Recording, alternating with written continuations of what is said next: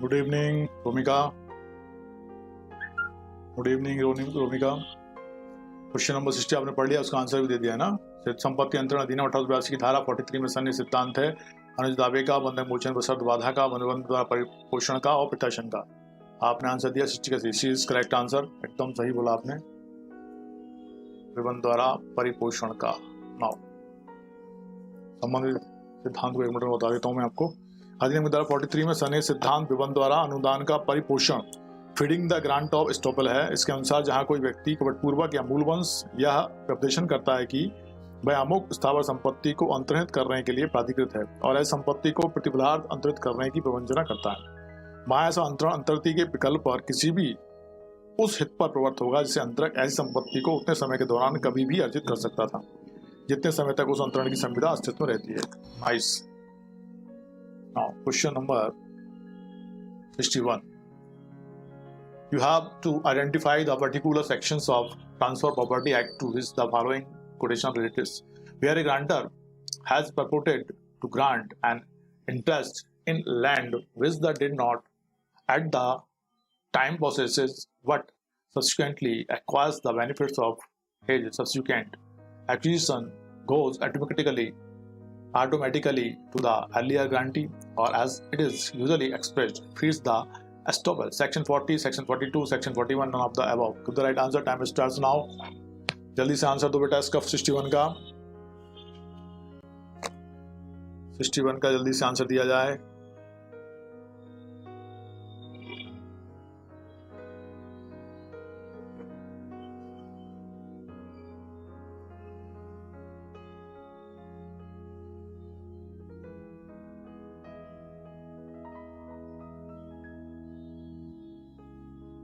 रोमिका ने कहा 61 का B. Okay, B is not correct answer, D is correct answer. सब उपरोक्त उक्ति संपत्ति अंतरण अधिनियम की धारा 43 संबंधित है। इसके अनुसार जहां कोई व्यक्ति ऐसी संपत्ति का अंतरण करता है जिसमें उसका कोई स्वतः हित नहीं है, इस व्यपदेशन के साथ कि उस संपत्ति में उसका वर्तमान एवं अंतरण योग्य हित है और अंतरती संपत्ति सब प्रतिफल लेता है, तो जब ये शर्तें पूरी हो जाती हैं और अंतरक तत्पश्चात संपत्ति प्राप्त कर लेता है, तब अंतरती ऐसी संपत्ति का हकदार हो जाता है।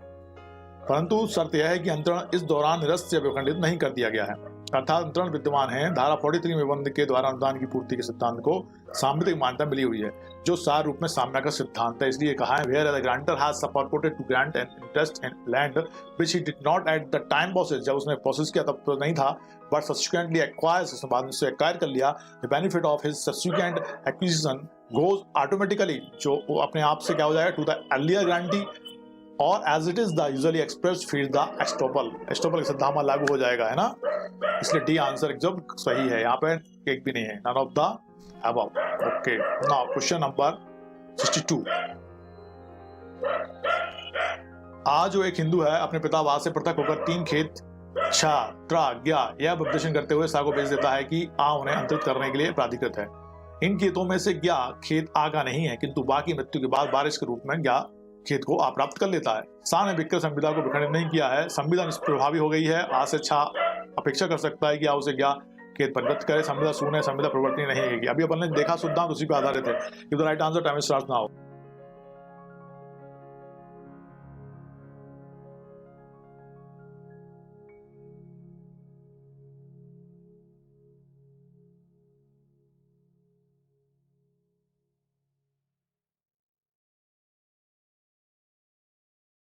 मध्य प्रदेश विश्वविद्यालय 2007 में क्वेश्चन आया था ये।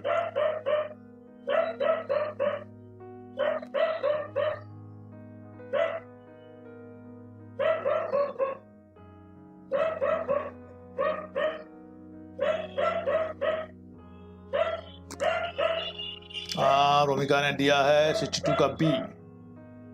ओके, रोमिका इज 62 का डी और 62 का बी दिया, बिल्कुल सही है। आ से सा अपेक्षा कर सकता है कि आ उसे क्या खेत परिदत्त करे, बहुत बढ़िया। बाकी सब कहाँ चले गए आज? मनोज आए हैं, मनोज ने भी कहा 62 का बी। Okay, nice. आ से सा अपेक्षा कर सकता है कि आ उसे गा खेत परिदत्त करे, क्योंकि व्यक्ति कपटपूर्वक या भूलवश यह व्यपदेशन करता है कि वह अमुक स्थावर संपत्ति को अंतरित करने के लिए प्राधिकृत है, जबकि वो प्राधिकृत करने के लिए योग्य नहीं था। पर ऐसी संपत्ति को पृथ्वी पदार्थ अंतरित करने की वंदना करता है।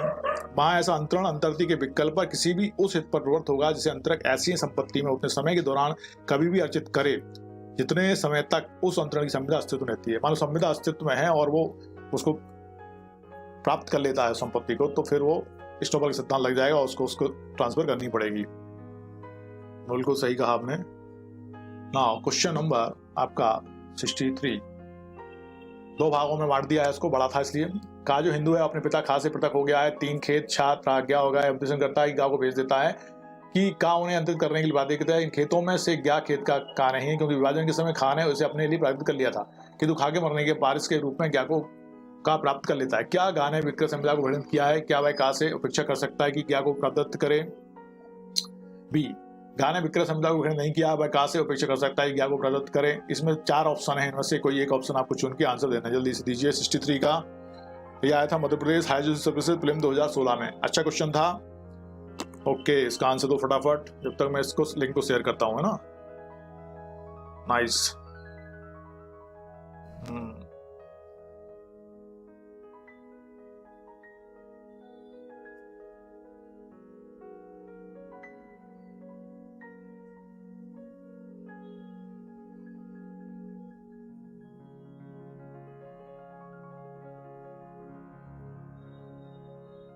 ओके, रोमिका ने 63 का बी दिया है, बी इज करेक्ट आंसर।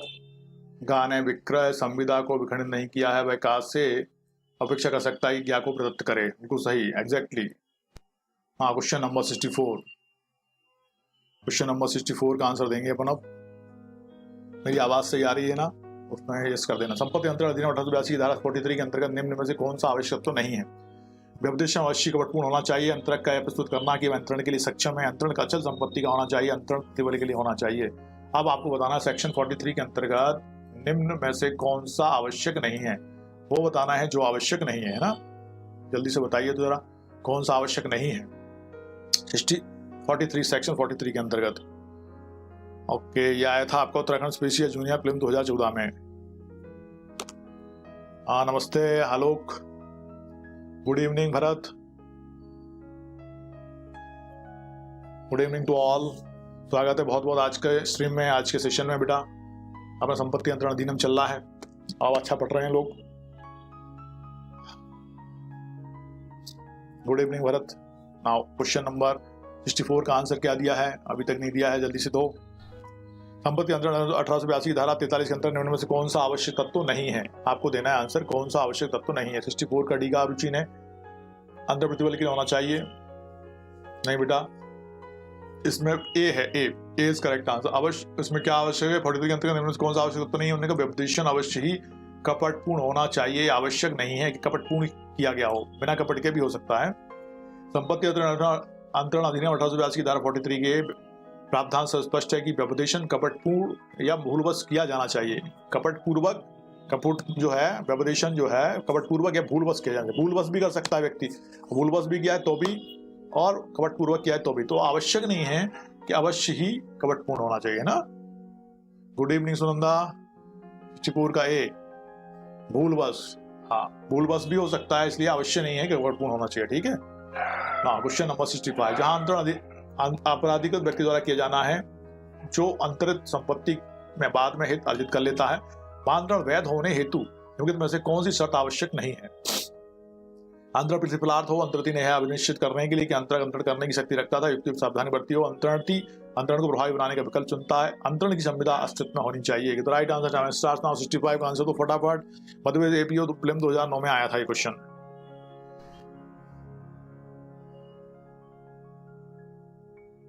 वैध होने के हेतु निम्नलिखित कौन सी शर्त आवश्यक नहीं है? आवश्यक क्या है इसमें, क्या बताना है हमें? वहां अंतरण वैध होने के लिए हेतु निम्नलिखित में कौन सी शर्त आवश्यक नहीं है? एक ऐसी शर्त है जो आवश्यक नहीं है, बाकी 3 तो आवश्यक हैं। गुड इवनिंग भूमि, मतलब Mona. Okay, give the right answer fast. 65 का आंसर दो। 65 का आंसर दिया भी है भाई, किसने दिया? पूजा सिंह ने कहा 65 का डी, और रोमिका कह रही है 65 का B. B is correct answer, Romika correct. Ruchi ने कहा 65 का बी इज करेक्ट। अंतरती ने यह अभिनिर्देश अन्वेषित करने के लिए अंतरक की अंतरण करने की शक्ति रखता था, युक्त सावधानी बरती हो। ये अंतरण व्यर्थ होने के लिए हेतु निम्नलिखित कौन सी शर्त आवश्यक नहीं है? यह शर्त आवश्यक नहीं है, जबकि अंतरण प्रतिप्रार्थ हो आवश्यक है, अंतरते अंतरण को प्रभावी बनाने का विकल्प चुनता है, अंतरण की संविदा अस्तित्व में होनी चाहिए, है ना, ये सब आवश्यक है, लेकिन ये आवश्यक नहीं है। Welcome Romika. Now question number 66। व्यपदेशन का सिद्धांत लागू नहीं होता।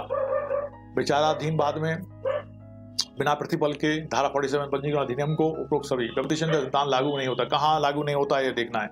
व्यपदेशन का सिद्धांत यह था उत्तराखंड पीसीएस जूनियर प्रीलिम 2012 में।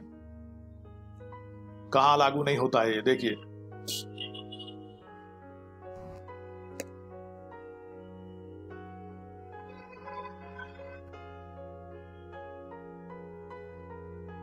सिक्स का डी कहा रोमिका ने, very fast Romika, you are right. उपरोक्त सभी हैं इसमें। विचाराधीन बाद में लागू नहीं होता, बिना प्रतिफल के भी लागू नहीं होता, धारा 47 के पंजीकरण अधिनियम में भी लागू नहीं होता। उपरोक्त सही मतलब डी इज करेक्ट आंसर। तो उसके बारे में कहते हैं सेक्शन 41 के अर्धान्वयन में लागू किया जाता है। विचाराधीन बाद बिना प्रतिफल के अंतरण और धारा 47 पंजीकरण अधिनियम के मामलों में लागू नहीं किया जाता है। ठीक है, बिल्कुल सही कहा आपने 66 का डी। और किसने कहा? भूमि ने कहा, मनोज ने कहा, पूजा ने भी कहा और भरत ने भी कहा। ओके आलोक, जरूर 66 का भी नहीं है बेटा, 66 का डी है।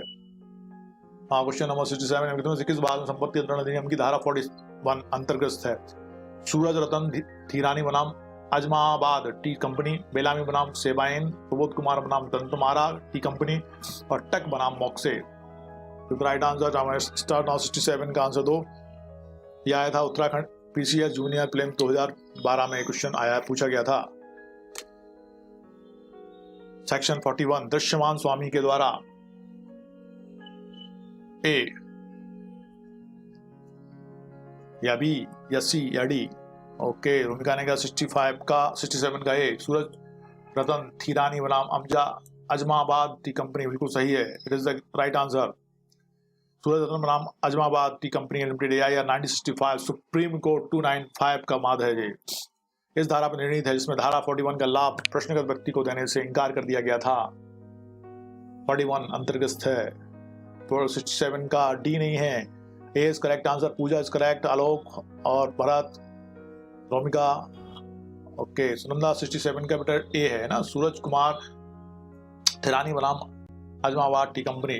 Now question number 68। एक व्यक्ति अपने से अच्छा स्वत दूसरे को अंतरित नहीं कर सकता। इस सिद्धांत के सूत्र को संपत्ति अंतरण अधिनियम की निम्नलिखित धाराओं में समाहित किया गया है। 41, 42, 43, 44, 41, 42 और 41 और 44 और 41 और 43। बताइए आंसर क्या है 68 का। यह उत्तरांचल सर्वे 2002 में पूछा गया है। कौन कौन से सेक्शन से संबंधित है? एक व्यक्ति अपने से अच्छा स्वत्व दूसरे को अंतरण नहीं कर सकता। जितना अच्छा स्वत्व उसके पास है, उससे अच्छा स्वत्व कहां से देगा वो? इस सिद्धांत को सूत्र के संपत्ति अंतरण अधिनियम की निम्नलिखित धाराओं में समाहित किया गया है। ओके 68 का आंसर दे रहे हैं भरत दुबे, बिल्कुल फास्ट दिया है भरत ने और बिल्कुल सही दिया है। रुचि तुमने 67 करके छोड़ दिया है ना। 68 का डी इज करेक्ट आंसर। 41 और 43 सेक्शन 41 और 43 इज आल्सो करेक्ट। 1882 की धारा 41 में दृश्यमान स्वामी और 43 में अपराधिगत व्यक्ति द्वारा अंतरण, जो अंतरित संपत्ति में पीछे हित अर्जित कर लेता है, दोनों अपने से अच्छा स्वत दूसरे को अंतरित नहीं कर सकते हैं। जो उनके पास स्वत प्राप्त होगा वही स्वत तो अर्जित वही तो ट्रांसफर कर सकते हैं, उससे अच्छा कहां से करेंगे? बिल्कुल सही। Okay Promika, Alok, Pooja, everybody is correct. हाँ क्वेश्चन नंबर 69। कोई व्यक्ति अपने से अच्छा स्वत नहीं अंतरित कर सकता। इसका तन का अपवाद संपत्ति अंतरण अधिनियम की किस धारा में समाहित है? नाउ अपवाद एक्सेप्शन पूछ रहे हैं वो। एक्सेप्शन समझते हो ना? एक्सेप्शन मतलब अपवाद, जो उन जैसा है लेकिन उनसे अलग है, वो अपवाद होता है। ठीक है, जैसे मरकरी धातु है लेकिन वो धातुओं से भिन्न गुण रखती है, वो लिक्विड फॉर्म में है, बाकी सब सॉलिड फॉर्म में होती हैं धातुएं। ठीक है, ऐसे अपवाद के रूप में है, जो है उससे अलग। कोई व्यक्ति अपने से अच्छा स्वत अर्जित नहीं कर सकता। इसका तन का अपवाद संपत्ति अंतरण अधिनियम में किस धारा में समाहित है? 41, 42, 41 तथा 43 तथा 41 तथा 44 कोई भी नहीं। बताइए जल्दी से। यूपी सिविल जज प्रीलिम 2013, उत्तराखंड जूनियर प्रीलिम 2006, 2011 और मध्य प्रदेश एपीओ प्रीलिम 2010 में क्वेश्चन पूछा गया था।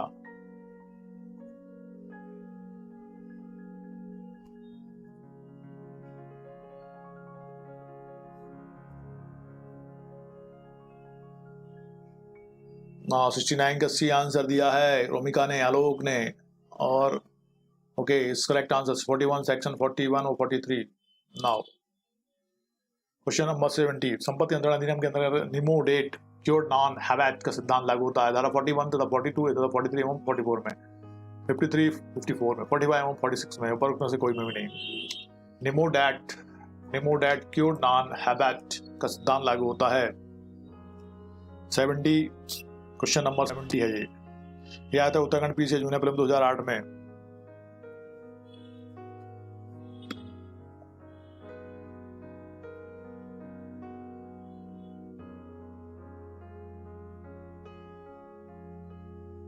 आ, 69 हो गया। 70 का आंसर दो फटाफट।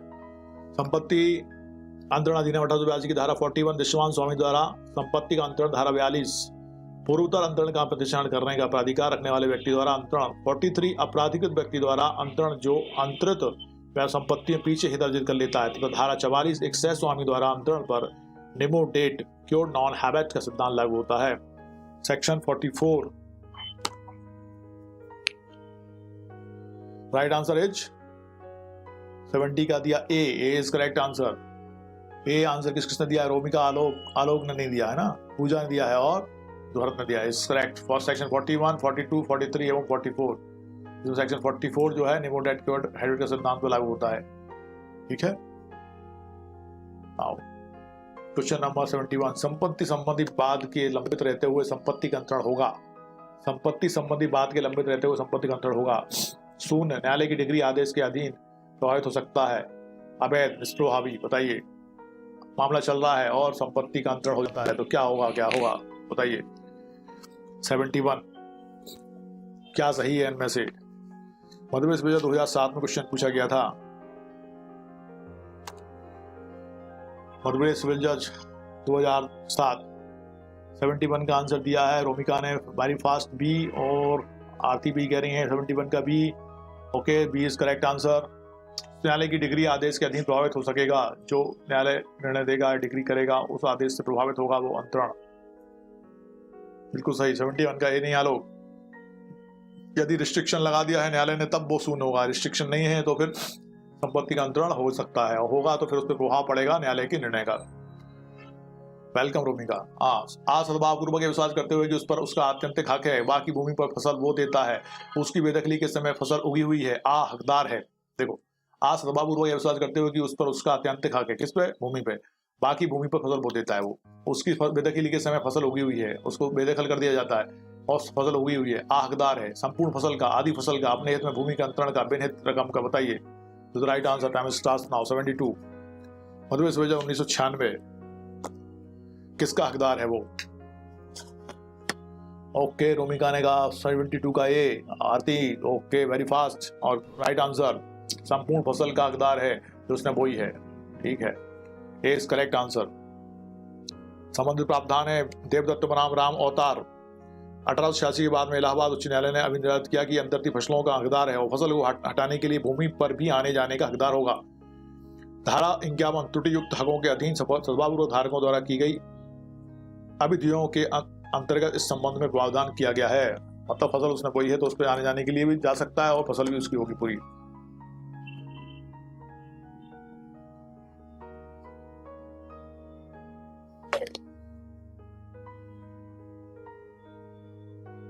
Now question number 73।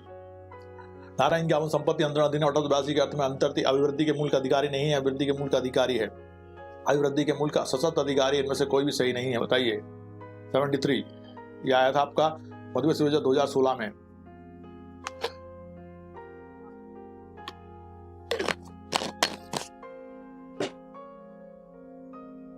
73 का आंसर नहीं आया अभी तक। आ गया 73 का बी, अभिवृद्धि के मूल का अधिकारी है। बिल्कुल सही रोमिका, अभिवृद्धि के मूल का अधिकारी है। Now this is correct. संपत्ति अधिनियम की धारा 51 त्रिपूर्ण हकों के अधीन सद्भावपूर्वक धारकों द्वारा की गई अभिवृद्धियों के संबंध में है। धारा के संबंध के अनुसार जब किसी बेहतर हक रखने वाले व्यक्ति द्वारा ऐसी त्रुटिपूर्ण हक रखने वाले व्यक्ति को बेदखल किया जाता है, तब बेदखल करने वाले व्यक्ति से अपेक्षा करने का अंतर्ती को यह अधिकार है कि वह या तो अभिवृद्धि के मूल्य को प्राकृत कराए और उसे अंतर्ती को दिलाए, या प्रतिभूत कराए अथवा अपने उस हित को जो संपत्ति में उसे हो ऐसी अभिवृद्धि के मूल्य को दृष्टि में लाए बिना अंतर्ती को तत्कालीन बाजार भाव पर बेच दे। जहां अंतर्ती ने ऐसी संपत्ति पर फसल लगाई या बोई है जो उसकी बेदखली के समय उगी है, तब वह ऐसी फसलों को और उन्हें एकत्र करने और ले जाने के लिए संपत्ति पर अबाध रूप से आने जाने का हकदार भी होगा। नाउ क्वेश्चन नंबर 74 संपत्ति अंतरण अधिनियम 1882 की धारा 49 के अंतर्गत अंतर्ती बीमा लाभ को निम्न में से किस क्षति के विरुद्ध प्राप्त करने का अधिकारी है? अग्नि से, प्राकृतिक आपदा से, अतिक्रमण से, उपरोक्त में से कोई भी नहीं। बताइए। 74 यह आया था यूपी से 2016 में। किस दृष्टि के माध्यम से, है ना? 49 के अंतर्गत अंतर्ती बीमा लाभ को निम्न में से किस क्षति के विरुद्ध प्राप्त करने का अधिकारी होगा? 73 हो गया। 74 का आंसर भरत ने भी 73 का बी कहा है, पूजा ने भी कहा था 73 का बी, आरती ने भी लगभग सबने उसका 73 का बी कहा है। 74 का डी नहीं है सही रोमिका, ए इज करेक्ट। अग्नि से, सेक्शन 49 अग्नि से कहती है, अग्नि से। सेक्शन 49 कहती है जहां कोई स्थावर संपत्ति प्रतिफलार्थ अंतरित की जाती है और अंतरण की तारीख को ऐसी संपत्ति या उसका कोई भाग हानि या नुकसान के लिए जो अग्नि से हो बीमाकृत है, वहां तत्प्रतिकूल संविदा ना हो तो अंतरती ऐसी हानि या नुकसान की दशा में यह अपेक्षा कर सकेगा कि कोई भी धन जो अंतरक को उस पॉलिसी के अधीन वास्तव में प्राप्त होता है या उसका अपना भाग जितना आवश्यक हो उस संपत्ति के यथापूर्वकरण में लगाया जाए, इसलिए अग्नि से है। Okay, welcome. 74 का A is correct answer. Now अग्नि से। सेक्शन क्वेश्चन नंबर 75 का खा को एक खेत ₹500 भाटक पर देता है, फिर खेत गा को अंतरित करता है। खा अंतरण की सूचना ना होते हुए सद्भावपूर्वक गा को भाटक देता है। यहाँ खा गा के प्रति भाटक में से प्रभार नहीं है, खा गा के प्रति भाटक से प्रभार है। एकत्रित भाटक का और गा में विभाजनीय है, उपरोक्त में से कोई भी नहीं। ध्यान से पढ़ के फिर आंसर दो। का खा को एक खेत ₹500 भाटक पर देता है, गा ने दिया है खा को, और फिर खेत गा को अंतरित कर देता है। अब खा अंतरण की सूचना ना होते हुए उस कोई सद्भावपूर्वक गा को भाटक देता है ना, वो उसको भाटक दे रहा है। अब खा गा के प्रति भाटक से प्रभार नहीं है, खा गा के प्रति भाटक से प्रभार है। एकत्रित भाटक का और गा में विभाजनीय है, ऊपर में से कोई नहीं। बताइए जल्दी से आंसर। 75 का ए किसने कहा है? ओके, रोमिका ने 75 का ए कहा, पूजा ने भी कहा है, भरत दुबे ने भी कहा है और मनोज ने भी कहा है। A is correct answer. Uttarakhand PCA junior prelim 2016 खा गा के प्रति भाटक से प्रभार नहीं है, बिल्कुल सही। संबंधित प्रावधान को एक मिनट बताता हूं। अधिनियम की धारा 50 त्रुटियुक्त हक के अधीन धारक को सद्भावपूर्वक किया गया भाटक से संबंधित प्रावधान करती है। इन प्रावधानों के अनुसार किसी भी व्यक्ति पर किसी स्थावर संपत्ति के भाटकों तथा लाभों हेतु प्रभार न डाला जाएगा जो उसने सद्भावपूर्वक किसी ऐसे व्यक्ति को दिए हों जिसमें पूर्व में संपत्ति को सद्भावपूर्वक धारित कर रखा था, किंतु पश्चात में उसे ऐसे लाभ भाटकों को प्राप्त करने का अधिकार उसे नहीं रह गया था।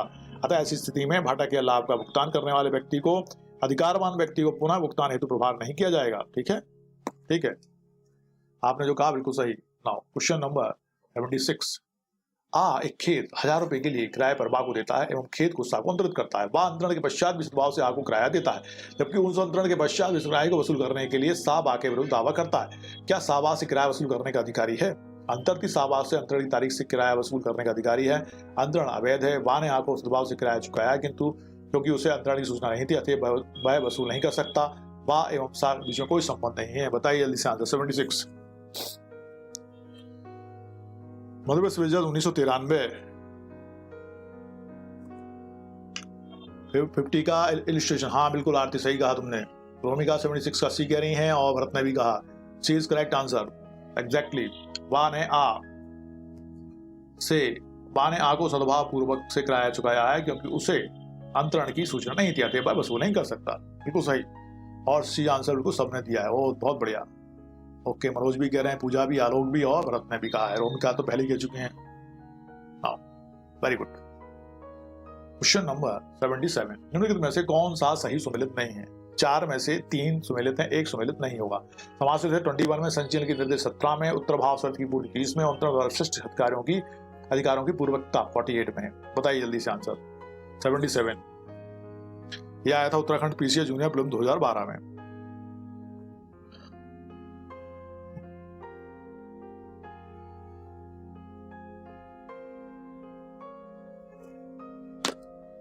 रोमिका ने कहा 77 का सी। बहुत बढ़िया रोमिका और अभी रोमिका ने नहीं कहा और किसी ने नहीं कहा। उत्तर भाव की शर्त की पूर्ति बिल्कुल सही। सेक्शन 30 में नहीं है, ये सेक्शन 29 में है। ठीक है, सेक्शन 29 में है, ये सही है। समास 21 में है, संचयन के निर्देश 21 में है, अंतर द्वारा श्रेष्ठ अधिकारों की पूर्वकता 78 में है। ठीक है, ये सही है, ये भी सही है, ये भी सही है, और ये सही होता है, ये सेक्शन 29 हो जाता है यहाँ पे तो। ठीक है, नाउ वेलकम रोमिका। मनोज ने भी कहा सी। ओके, एवरीबॉडी कह रहे हैं सी। 78 नाउ सुल्तानपुर मौजा में आ का हिस्सा आधा एवं बा तथा सा प्रत्येक का हिस्सा चौथाई था। ध्यान, सुल्तानपुर मौजा में आ का हिस्सा आधा था, बा तथा सा प्रत्येक का हिस्सा चौथाई था। इसमें से इस मौजे के 8वें अंश को लालपुर मौजे में से 1/4 अंश से विनिमित करते हैं। कोई तथ्यप्रतिकूल करार नहीं है, इसलिए आ लालपुर में 8वें अंश का एवं बा तथा सा प्रत्येक हकदार है। चौथे अंश का, 8वें अंश का, 16वें अंश का। बताइए, थोड़ा कैलकुलेशन करके सही बताना इसको। 78 का मध्य प्रदेश विश्वविद्यालय 2007।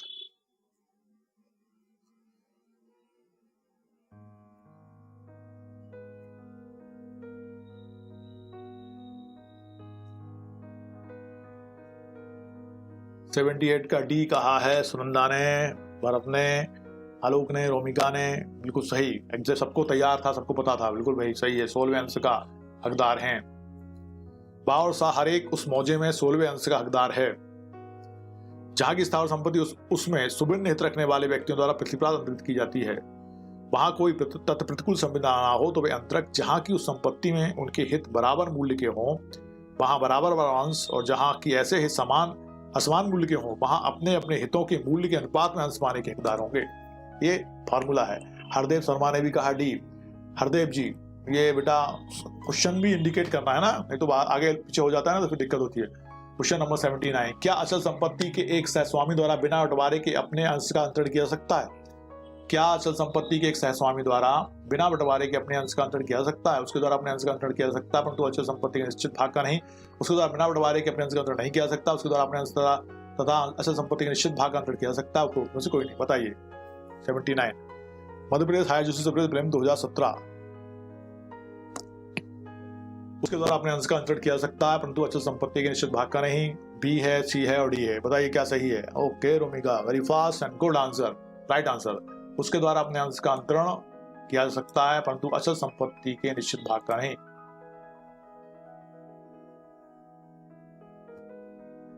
उसके द्वारा अपने अंश का अंतरण किया जा सकता है, परंतु अचल संपत्ति के निश्चित भाग का नहीं। 79 का बिल्कुल सही है। सुनंदा इज आल्सो करेक्ट, और हद भी सही कह रहे हैं, और हरदेव ने भी कहा 79 का है बिल्कुल सही। क्वेश्चन नंबर 80 है, वह सिद्धांत जिसके द्वारा अंतरणकर्ता को पश्चातवर्ती अधिक गृहीत संपत्ति को ऐसे अंतर्ती को प्रदान करना आवश्यक है जिसने उसके मिथ्या उपदेशन प्रकार किया है तथा जो उसे प्राप्त नहीं हो सका, इसके लिए धन भुगतान कर स्वयं को हानि पहुंचाई, कहलाता है।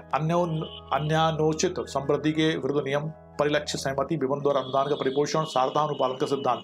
बताइए 80 यूपी से 2006 और 2013 में क्वेश्चन पूछा गया था। विबंध द्वारा feeding the grant by estoppel, section 43। 80 का आंसर अभी तक नहीं आया है। 80 का सी कहा है, विबंध द्वारा अनुपालन, बिल्कुल सही, सी इज करेक्ट आंसर। विबंध द्वारा अनुदान का परिपोषण किसने कहा है? सबसे पहले आया है आंसर आलोक की तरफ से। बहुत बढ़िया आलोक, सुनंदा, पूजा, एवरीबॉडी इज करेक्ट। संपत्ति अधिनियम 1882 की धारा 43 आपराधिक व्यक्ति द्वारा अंतरण, विबंध द्वारा अनुदान के परिपोषण, feeding the grant bye estoppel के सिद्धांत संबंधित है। सिद्धांत के अनुसार जहां कोई व्यक्ति कपटपूर्वक या भूलवश व्यक्तिशन करता है कि आमों संपत्ति को अंतरित करने के लिए प्राधिकृत है और ऐसी संपत्ति को प्रतिप्रार्थ अंतरित करने की प्रवंचना करता है, वहां ऐसे अंतरण अंतरित की केवल विकल्प पर किसी भी उस हित पर प्रवृत्त होगा जिससे अंतरक ऐसी संपत्ति को उतने समय के दौरान कभी भी अर्जित कर सकता था जितने समय तक उस अंतरण की संविदा अस्तित्व में थी। यदि संविदा अस्तित्व में है तो वो कभी भी प्राप्त करेगा, तो फिर वो अंतरण का परीक्षण हो जाएगा और एस्टॉपल के सिद्धांत में काम करेगा। Now question number 1। आप क्वेश्चन बहुत पुराने वाले सेशन के क्वेश्चन खत्म हो गए, अपने नए क्वेश्चन शुरू हो गए हैं, इसलिए क्वेश्चन नंबर 1 से अपन इसको फिर से स्टार्ट करेंगे, ठीक है। नाउ क्वेश्चन नंबर 1 है ना, ध्यान से 81 नहीं है, क्वेश्चन नंबर 1 से स्टार्ट होगा।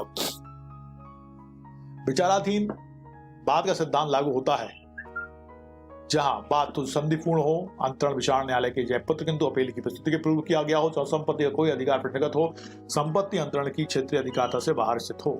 विचाराधीन बाद का सिद्धांत लागू होता है। कहां लागू होता है? मध्य प्रदेश विश्वविद्यालय 1996 और 2010 में क्वेश्चन पूछा गया था। फर्स्ट कवि कहा, रोमिका, किसने कहा? फर्स्ट कवि रोमिका ने कहा, और आलोक कह रहे हैं फर्स्ट कवि। बिल्कुल सही कहा आप लोगों ने, B is correct answer. Doctrine of dependence, okay. Question number B, answer B, अंतरण विचारणा न्यायालय के जयपत्र किंतु अपील की प्रस्तुति के पूर्व किया हो। जयपत्र समझते हो ना? जयपत्र माने क्या? जयपत्र माने क्या होता है जानते हो? हाँ, doctrine of the dependence. Okay, first Kavi. जयपत्र माने क्या होता है जल्दी बताओ कोई भी। हाँ, डिक्री, बिल्कुल सही रोमिका ने कहा, बहुत बढ़िया। नाउ विचाराधीन का सिद्धांत डॉक्ट्रिन ऑफ लिस्पेंडेंस लागू होता है जहां अंतरण विचारणा न्यायालय की जयपत्र डिक्री इंतु अपील की प्रस्तुति के पूर्व किया गया हो। संपत्ति अंतरण अधिनियम की धारा 52 यह प्रावधान करती है। नाउ क्वेश्चन नंबर 2, विचाराधीन बात का सिद्धांत लागू होता है, रिपीट हो गया। तीसरा, धारा 52 संपत्ति अंतरण अधिनियम 1882 में वर्णित लंबित बाद के लागू होने के लिए इनमें से कौन सी आवश्यक शर्त नहीं है? सेक्शन 52 संपत्ति अंतरण अधिनियम 1882 में वर्णित लंबित बाद के लागू होने के लिए इनमें से कौन सी आवश्यक शर्त नहीं है? बाद या कार्रवाई का लंबित होना, सक्षम न्यायालय में लंबित होना, बाद का ध्रुवीसंधि पूर्ण होना, संक्रामण का अन्य पक्षों के अधिकारों को प्रभावित करना। बताइए। Third, Uttarakhand PCA junior prelim 2014, कौन सी शर्त आवश्यक नहीं है? कौन सी आवश्यक शर्त इसमें नहीं है? लंबित बाद के लागू होने के लिए कौन सी शर्त आवश्यक नहीं है? 3 का यस, 3 का डिग्री सुनना, ठीक है 3 का सी, बिल्कुल सही। बाद का ध्रुवीसंधिपूर्ण होना आवश्यक नहीं है, ये इसमें आवश्यक शर्त नहीं है। बाकी सब आवश्यक है। बाद कार्रवाई लंबित होना, सक्षम न्यायालय में लंबित होना, संक्रमण का पक्ष के अधिकार पूर्ण होना, लेकिन ये नहीं है। Right answer is C. Now question number 4, विचाराधीन बात का सिद्धांत कौन से संव्यवहार को लागू नहीं होता है? विचाराधीन बात का सिद्धांत कौन से संव्यवहार को लागू नहीं होता है? बाद में समन के निर्वाह के पूर्व, न्यायपत्र के पश्चात किंतु अपील के लिए, अनुज्ञात अवधि की समाप्ति के पूर्व, निष्पादन कार्रवाई के लंबित रहने के दौरान, उस न्यायालय जिसमें बाद लंबित है के प्राधिकार के अधीन। बताइए। Question number 4, Madhya Pradesh APO prelim 2010,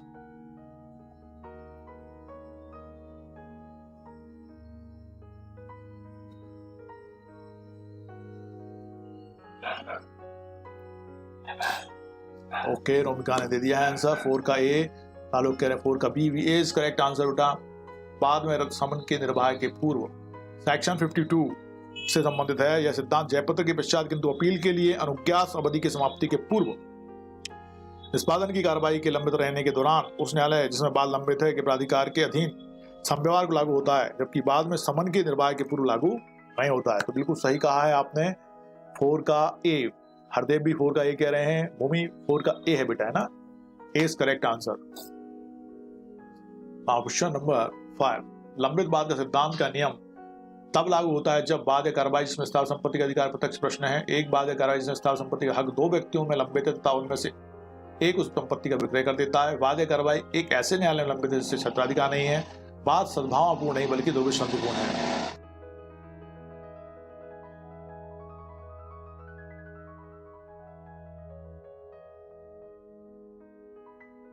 Now, give the right answer. Time starts now. 5. Uttarakhand civil जज 2009,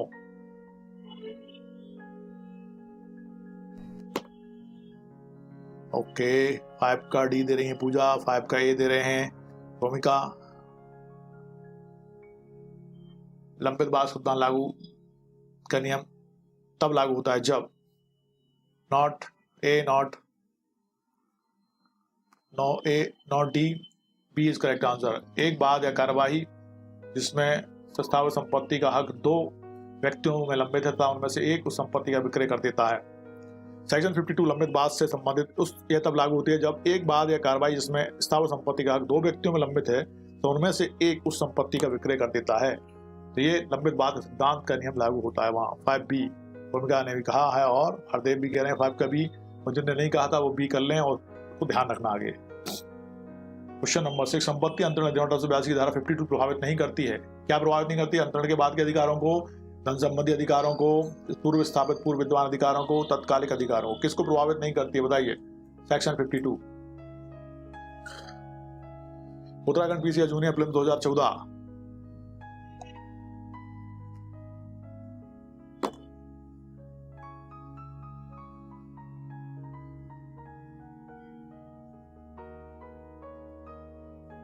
सिक्स का सी कहा है।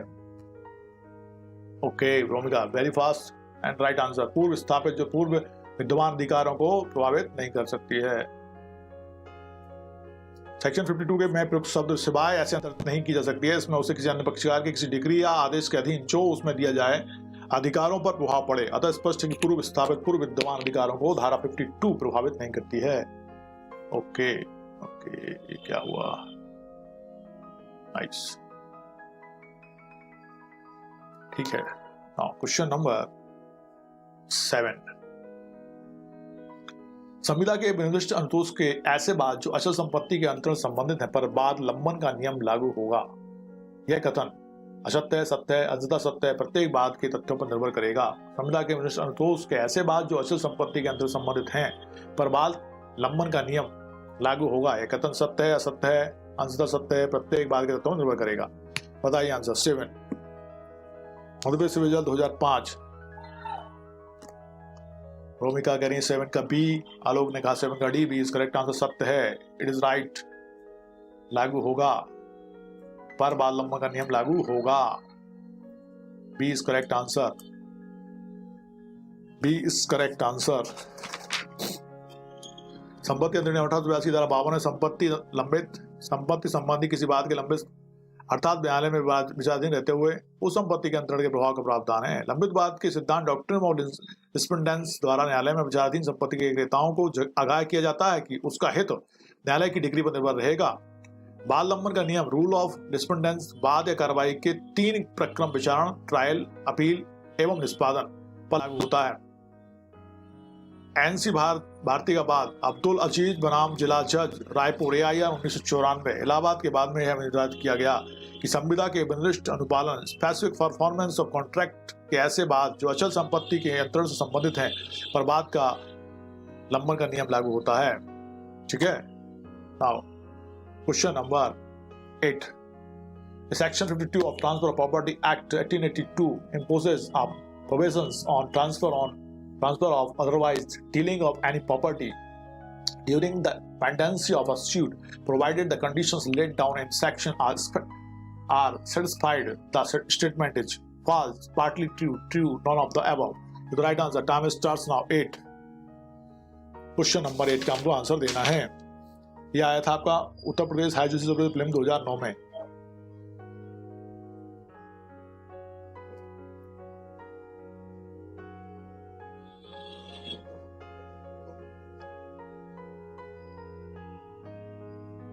एट का भी आंसर दिया है। किसने दिया है भाई? रोमिका फास्ट, आलोक ने दिया है, बिल्कुल सही, बहुत बढ़िया, ट्रू है, बिल्कुल सत्य है। सेक्शन 52 के अनुसार जहां कोई बात है कार्रवाई जिसमें संपत्ति संबंधित कोई अधिकार प्रत्यक्षता और निर्दिष्ट प्रश्नगत हो किसी न्यायालय लंबित हो, वहां ऐसे बात कार्रवाई कोई पक्षकार बाधित संपत्ति को ना तो अंतरित कर सकता है और ना ही अन्य प्रकार से बैनित कर सकता है, डिस्पोज ऑफ कर सकता है, जिससे उसके प्रतिद्वंदी या विरोधी का कोई हित उसमें प्रभावित होता हो, अधिकार प्रभावित होता है। हरदेव ने भी कहा बी, वृंदा भी कह रही है B. Okay, everybody is giving the answer B. Okay, now question number 9। संपत्ति अंतरण अधिनियम के तहत इनमें से किस विषय में लंबित बात का सिद्धांत प्रयोज्य नहीं है? न्यायालय विक्रय के उपरांत संशोधन के द्वारा बात पत्र में सम्मिलित संपत्ति, अवैध की संपत्ति, उपरोक्त सभी। अब क्वेश्चन किया है उन्हें कि लंबित बात का सिद्धांत प्रयोज्य नहीं होगा किस पे? न्यायालय विक्रय पे, विक्रय के उपरांत संशोधन द्वारा बात पत्र में सम्मिलित संपत्ति पे, अवैध की संपत्ति पे। बताइए जल्दी से आंसर। मध्य प्रदेश रिजल्ट 2014।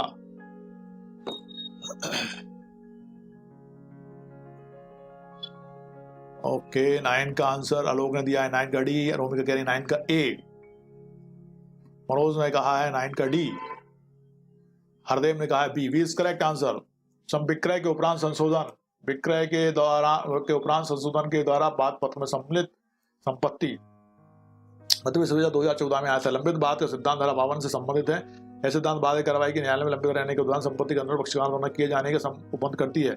जहां कोई संपत्ति मूल रूप से लंबित बाद में ना थी तथा विक्रय के पश्चात बात पत्र में संशोधन द्वारा उसे सम्मिलित किया जाए तो ऐसी स्थिति में उस संपत्ति के विषय में लंबित बात का सिद्धांत प्रयोज्य नहीं होगा। न्यायालय के प्राधिकार के अधीन या अन्य अचल संपत्ति चाहे वह अवैध की हो या अवैध की, उक्त सिद्धांत लागू होता है। ठीक है, वेलकम बेटा। Now question number 10। लंबित बाद का सिद्धांत किस प्रसिद्ध बाद में विख्यापित किया गया था? बेलामी बनाम सेबाइन, मुसहर साहू बनाम हाकिम लाल, मोहम्मद सफी बनाम मोहम्मद सईद, तल्क बनाम मुक्से। Right answer time start now. 10। Uttarakhand civil जज 2009 किस बाद में विख्यापित किया गया था लंबित बाद का सिद्धांत? ओके 10 का आंसर रोमिका ने दिया, आलोक ने दिया, ए दिया। ए इज करेक्ट आंसर, बिल्कुल सही कहा। बेलामी बनाम सेबाइन के बाद में कहा गया था, बेलाइन बनाम सेबाइन के बाद में क्या कहा गया था? ये 1857 का बाद है, लंबित बाद के सिद्धांत धारा 52 से संबंधित है। इसमें लॉर्ड टर्नर ने कहा कि यह सिद्धांत इस मूल पर आधारित है कि यह बिल्कुल ही असंभव होगा कि ऐसी कार्रवाई या बात उसकी सफल परिणति तक ले जाया जाए यदि बात के लंबित रहते हस्तांतरण की अनुमति दी जाएगी। क्वेश्चन नंबर 11, बेलामी बनाम सेबाइन बात का संबंध किस सिद्धांत से है? शाश्वतता के सिद्धांत से, लंबित बात से, चयन के सिद्धांत से, भाग्य फलन से? सब उसका आंसर सही देंगे, सबको पता पड़ गया है। उत्तराखंड जूनियर प्रीलिम्स 2011, सबको इसका आंसर अब पता है, इसलिए सब इसका सही आंसर। सर मेरे पास तक के बारे अच्छी नहीं है और ना बुक। साना कह रही है सर मेरे पास टीपीए के लिए अच्छी नहीं है। क्यों नहीं है बेटा? अच्छी बुक लो ना उसके लिए। एक तो ट्रांसफर प्रॉपर्टी का बोलो एक्ट लो, और फिर जीपी त्रिपाठी या टीपी त्रिपाठी की कोई बुक ले लो बढ़िया से, कमेंट्री बुक। पीडीएफ डाउनलोड कर लो साना, पीडीएफ भी डाउनलोड कर सकते हो, उसमें सिर्फ एक्ट मिलेगा, लेकिन उस पर तो ज़्यादा डिटेल में पढ़ना है तो एक उसकी कमेंट्री बुक लो, टीपी त्रिपाठी या जीपी त्रिपाठी की, ठीक है, और भी समझ में आएगा। फिर 11 का क्या आंसर दिया है अभी?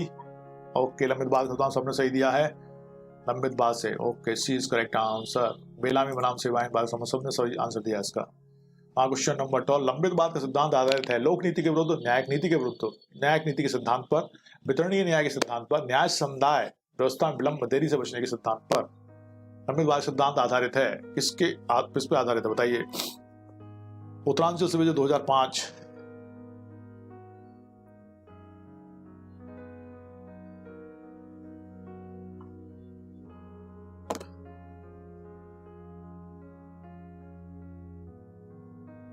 ओके आंसर दो 12 का फटाफट। क्वेश्चन नंबर 12 का आंसर रोमिका ने दिया ए, और ए इज करेक्ट आंसर। ए ही सही है, लोक नीति के विरुद्ध है, लोक नीति के विरुद्ध है। सबसे पहले फैयाज हुसैन बनाम प्राग नारायण 34 इंडियन अपील 102 के महत्वपूर्ण फैसले में प्रिवी काउंसिल ने भी इसको मान्यता दी थी, ठीक है। कब दी थी? फैयाज हुसैन बनाम प्राग नारायण 34 इंडियन अपील 102 के महत्वपूर्ण फैसले में प्रिवी काउंसिल ने इसकी मान्यता दी थी। तो डी इज करेक्ट आंसर, मतलब सी इसका तो आंसर सही ए है। मतलब लोक नीति के सिद्धांत पर किसने कहा मान्यता दी थी, वो केस बताया था मैंने ना। क्वेश्चन नंबर 13, विचाराधीन बाद के सिद्धांत की प्रयोज्यता हेतु संपत्ति होगी चल अचल, चल वाचल दोनों, इनमें से कोई भी नहीं। 13, Madhya Pradesh higher service film 2011,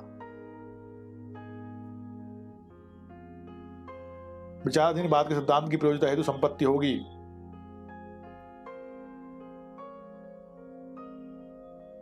okay 13 का सी कहा रोमिका ने, Romika C is not correct, B है, सिर्फ बी। सेक्शन 52 क्या कह रहा है इसके बारे में? सेक्शन 52 कह रहा है लंबित बात विचाराधीन बाद सिद्धांत संबंधित, विचाराधीन बाद के सिद्धांत की प्रयोज्यता हेतु संपत्ति स्थावर अचल होनी चाहिए, ना कि चल, नॉट मूवेबल, इमूवेबल होना चाहिए। ओके 13 का B is correct answer. Now question number 14, सबने कहा 13 का बी, 13 का सी कह रहे हैं आलोक, 13 का सी नहीं है बेटे, बी है। हरदेव ने भी बी कहा, ओके रोमिका भी कह रही है सर बाय मिस्टेक, ओके फंडबरी। 14, भाग्य पालन के मामले में अंतर्ति के साथ क्या आवश्यक नहीं है? मामले में अंतर्ति के साथ क्या आवश्यक नहीं है? कब्जा, प्रतिफल के लिए संविदा, अंतर्ति को नोटिस, उसके भाग पर तत्परता, भागिक पालन, बताइए। 14,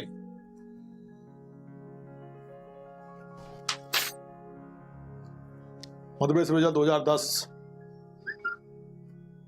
भागी पालन के मामले अंतर्ति के साथ क्या आवश्यक नहीं है?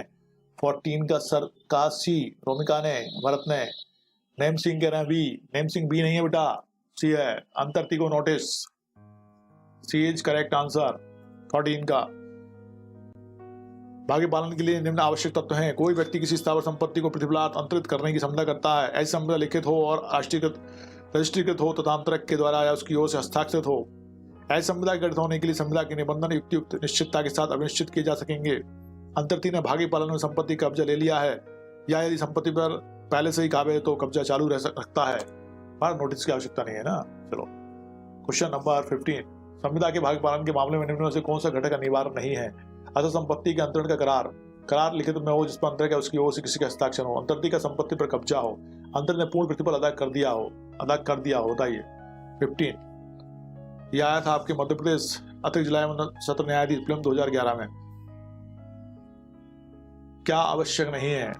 कौन सा घटक आवश्यक नहीं है? हरदेव ने कहा 14 का सी ठीक है, 15 का टी रोमिका ने कहा है फास्ट और सही कहा है, अंतरित ने पूर्ण प्रतिफल अदा कर दिया है, आवश्यक नहीं है। बहुत बढ़िया, 15 का D is correct answer. Section 53A के अंतर्गत भाग्य पालन के सिद्धांत के लिए आवश्यक नहीं है कि अंतर्ती ने पूर्ण प्रतिफल अदा कर दिया हो, सिर्फ विकल्प भाग्य पालन के सिद्धांत में आवश्यक है, अनिवार्य घटक के रूप में है। नाउ क्वेश्चन नंबर 16 आ जाता है हमारा।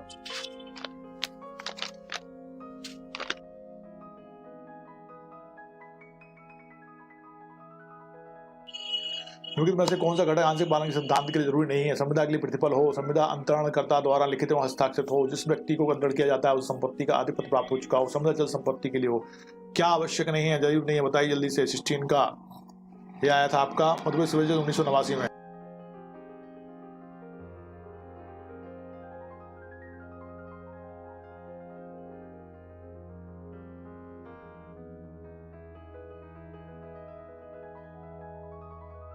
D is correct answer, D is correct answer. चल संपत्ति नहीं, अभी पहले कहा था ना मैंने भी संविदा की बात की जब चल संपत्ति नहीं होना चाहिए, संविदा चल संपत्ति के लिए हो आवश्यक नहीं है। क्या लिखा? घटक आंशिक पालन सिद्धांत जरूरी नहीं है चल संपत्ति के, संविदा के लिए प्रतिफल हो, संविदा अंतर्गत द्वारा लिखित हस्ताक्षरित हो, जिस व्यक्ति का अंतरण किया जाता है उस संपत्ति का अधिपत्य प्राप्त कर चुका हो। ये सब तो ठीक है, लेकिन ये नहीं, पार्ट परफॉर्मेंस है ना। नाउ क्वेश्चन नंबर 17 आता है हमारा, किसी अपंजीकृत विक्रय की संविदा के अंतर्गत कब्जाधारी हस्तांतरित पर किसी कार्यवाही का अधिकार प्रदत्त नहीं है। संपत्ति अंतरण अधिनियम 1882 किस धारा में यह सिद्धांत अंतर्विष्ट है? 35, 53, 41, 53A। तो the right answer now starts now 17। यह आया था यूपी सिविल जज 2012।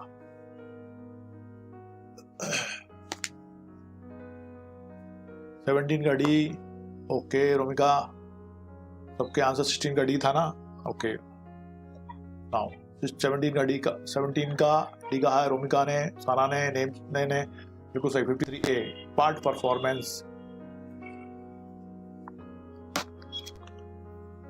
बिल्कुल सही कहा है। संपत्ति अंतरण अधिनियम की धारा 53A के अनुसार किसी अपंजीकृत विक्रय की संविदा के अंतर्गत कब्जाधारी हस्तांतरित पर किसी कार्रवाई का अधिकार प्रदत्त नहीं है, बिल्कुल सही।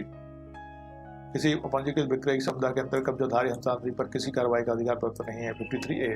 Now question number 18, part performance of contract for sale of A movable property is contemplated under which section of TP Act? Section 51, 53, 52, 53A। सबको पता है answer, give the right answer, time starts now 18। Bihar hidrosis film 2015। तो 18 का D बिल्कुल सही Romika, very good. Bharat, आलोक, okay, Hardev, औसाना, पूजा, चेतना, सबने सही दिया है answer. Okay everybody is correct. Now question number 19, और मनोज कुमार ने भी 18 का डी दिया है। नाउ संपत्ति अधिनियम की धारा 53A किससे संबंधित है? विचाराधीन बात, डिपेंडेंस, भागिक पालन, परफॉर्मेंस, संभाव्य उत्तराधिकार, स्पेस सक्सेशन, अजन्मे बच्चे पर अधिकार, राइट ऑन अनबॉर्न चाइल्ड, किससे संबंधित है? सबको पता है, बताइए जल्दी से। 19 का आंसर ये आया था छत्तीसगढ़ सिविल 2016 में। वेलकम रोमिका, सबको पता है 53। 19 का आंसर दो सब, एंड 19 का ए आंसर दिया है किसने भाई? ओहो रोमिका 19 का ए दे दिया। 19 का ए नहीं है रोमिका, बी है, जल्दबाजी में तुमने गलत दे दिया, बी है पार्ट परफॉर्मेंस। 53 का बी, 53A भागिक पालन। ओके साना 19 का ए है, ए नॉट डी। 19 का बी है, ए नहीं है, 19 का बी है, B. Okay yes sir, sorry, no बेटा सॉरी, कोई बात नहीं है, हो जाता जल्दबाजी में, पर जल्दबाजी नहीं करना कभी भी है, एग्जाम में तो बिल्कुल भी नहीं। ओके नाउ क्वेश्चन नंबर 20, संपत्ति अंतरण अधिनियम की धारा 53A का आवश्यक तत्व नहीं है। अंतरण की संविदा, प्रतिफल, अंतर्ती अपने भाग का अंत पालन कर चुका हो और चल संपत्ति। बताइए 20। मध्य प्रदेश विभाजन 1999 1999। हरदेव ने कहा बी। काय का हरदेव बी कह रहे हो? 19 का कि 20 का? 20 का D is correct answer. Okay now बिल्कुल सही, चल संपत्ति डी आंसर इज करेक्ट। 53 का आवश्यक तत्व नहीं है। अंतरण शब्द आवश्यक है, प्रतिबल भी आवश्यक है, अंतर्ती अपने भाग का पालन कर चुका है आवश्यक है, लेकिन ये आवश्यक, इसलिए right answer is D. Okay सबने लगभग सही आंसर दिया। नेम सिंह, आलोक, पूजा सिंह, पूजा और Bharat. Okay now question number 21। न्यायाधीन के सिद्धांत के अंतर्गत निम्नलिखित में से कौन सी शर्त पश्चातवर्ती बाद के सिद्धांत के लिए आवश्यक नहीं है? यह कि बाद की विवादित विषय वस्तु प्रत्यक्ष और सारता प्रथम बाद में विवाद के समान है, कि दूसरे बाद में पक्षकार समान है, कि जिस न्यायालय में पश्चातवर्ती बाद प्रस्तुत हुआ है वह ऐसे बाद में सोच देने में सक्षम है, यह कि पूर्व बाद विदेशी न्यायालय में लंबित है। आपको बताना है कौन सी शर्त पश्चातवर्ती बाद के स्थगन के लिए आवश्यक नहीं है। क्या कौन सी शर्त पश्चातवर्ती बाद के स्थगन के लिए आवश्यक नहीं? स्थगन मतलब उसको हटाने के लिए, adjournment. 21। Madhya Pradesh higher judicial प्रेम 2011। कौन शर्त पश्चातवर्ती बाद के स्थगन के लिए आवश्यक नहीं है? ओके 21 का डी दिया है रोमिका ने, D is correct answer. Bharat ने भी दिया डी, हरदेव ने भी डी दिया है, पूजा ने भी और नेम सिंह ने भी। यह कि पूर्व बाद विदेशी न्यायालय में लंबित है, ये बिल्कुल सही है, एकदम exactly, D is correct answer. Now question number 22। विशाल संपत्ति का ऐसा अंतरण जो अंतरक के लेनदारों को विफल करने या उन्हें देरी करने के आशय से किया जाता है, कारणपूर्ण अंतरण होने के कारण होगा। शून्य, वैध, शून्यगणीय, अनैतिक। बताइए विशाल संपत्ति का ऐसा अंतरण जो अंतरक के लेनदारों को विफल करने या उन्हें देरी करने के आशय से किया जाता है। 22। मध्य प्रदेश एडीपीओ 2015 कैसा होगा ये? 21 का डी कहा है स्वाति ने, बिल्कुल सही स्वाति। ओके रोमिका ने कहा 22 का B, B is correct answer Romika. Alok बिल्कुल सही है, शून्य करनी है, वाई डेविल। 1882 की धारा 53 में कपटपूर्ण अंतरण को प्रभावित किया गया है। धारा 53 के अनुसार स्थावर संपत्ति का ऐसा अंतरण जो अंतरक के लेनदारों को विफल करने या उन्हें देरी कराने के आशय से किया गया है, ऐसे लेनदार के विकल्प पर शून्य करनीय होगा। ठीक है, शून्य करनीय होगा मतलब वाई डेविल होगा, उसके व्याप पे वो शून्य करनीय हो शून्य हो जाएगा। नाउ 23। भाग्य पालन के सिद्धांत संपत्ति अधिनियम किस धारा में प्रभावित किया गया है? आपको सबको पता है भाग्य पालन के सिद्धांत अधिनियम किस धारा में प्रभावित किया गया? 59A, 60A, 53A, 60B। बताइए जल्दी से, मैं पानी पी लेता हूँ जब तक।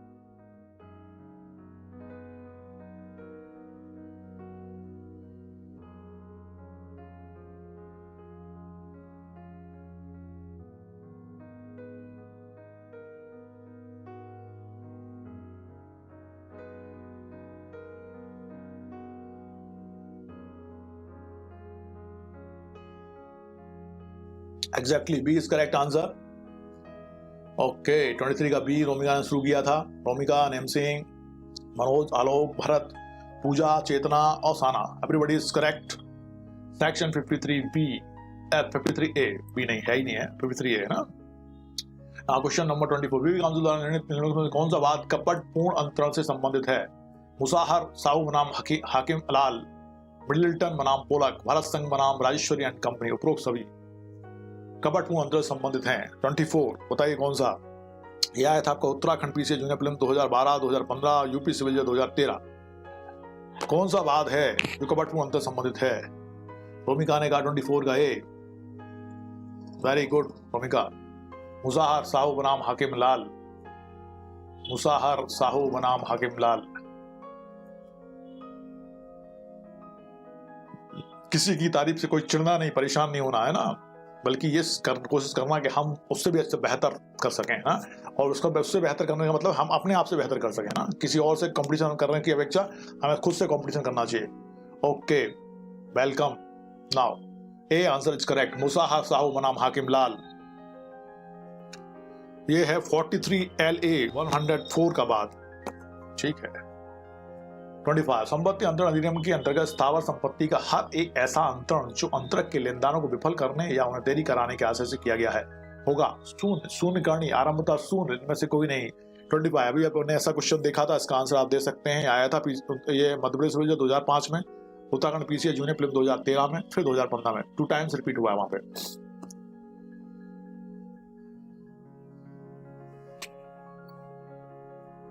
ट्वेंटी 25 का सी इज करेक्ट आंसर। शून्य करनी है, बॉडीबिल है, ठीक है।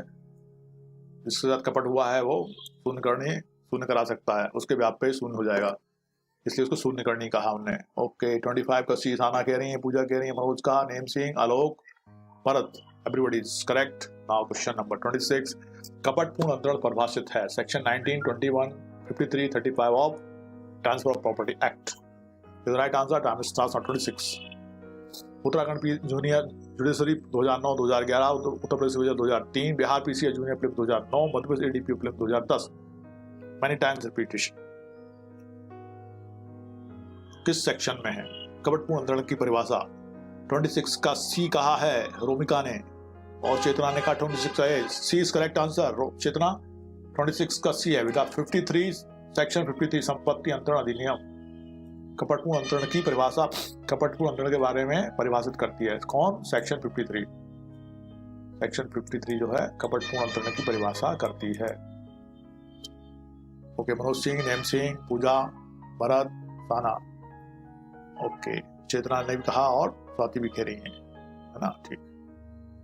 हाँ, आता है क्वेश्चन 27। प्रबोध कुमार दास बनाम दंत महारा टी कंपनी लिमिटेड का बाद निम्न सिद्धांत संबंधित है। चुनाव का सिद्धांत, लंबित बाद का सिद्धांत, भाग्य पालन का सिद्धांत, पूर्विकता का सिद्धांत। किस सिद्धांत पर आधारित है प्रबोध कुमार दास बनाम दंत महारा टी कंपनी लिमिटेड का बाद?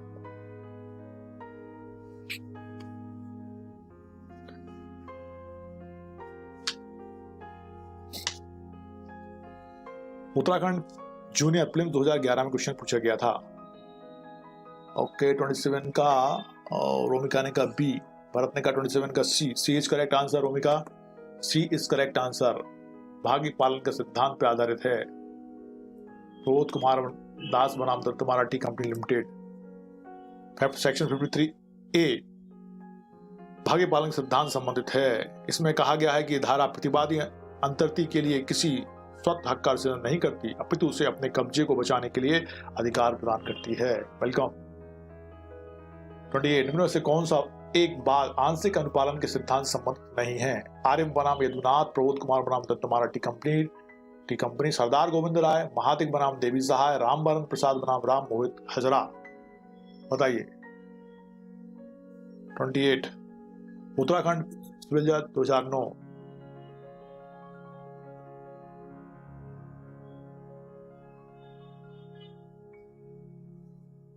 ओके, 28 का दिया है बी। किसने दिया है? हरदेव का। 27 का C, C is correct answer Hardev.